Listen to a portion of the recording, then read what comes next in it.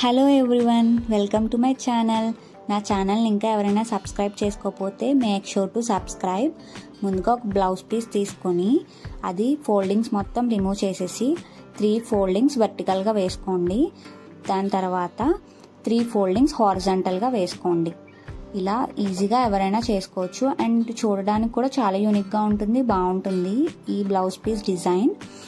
Next ఒక ఎడ్జ్లో 2 foldings చేసుకోండి వీడియోలో చూపిస్తున్న విధంగా. అలా 2 సైడ్స్ కూడా ఫోల్డ్ చేసుకోండి. ఇది సింపుల్గా అయిపోతుంది 2 మినిట్స్లో. సో ఎప్పుడైనా పేరెంటం ఉన్నప్పుడు మీ ఇంట్లో ఇలా ట్రై చేయండి, చాలా బాగుంటుంది. నెక్స్ట్ తాంబూలంలో ఎలాగో మనం బ్యాంగిల్స్ ఇస్తాం కదా, అది 2-వే టేప్తో కానీ లేకపోతే పిన్తో కానీ సెక్యూర్ చేసుకోండి.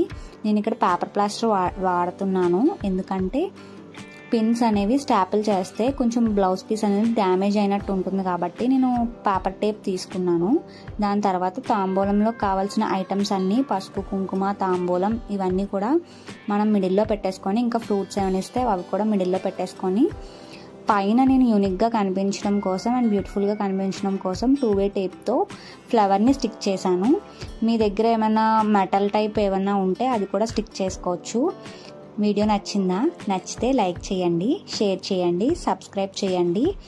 ఇలాంటి నా వీడియోస్ నా ఛానల్లో చాలానే ఉన్నాయి, చూడకుంటే చూసేయండి. Thanks for watching. Bye bye.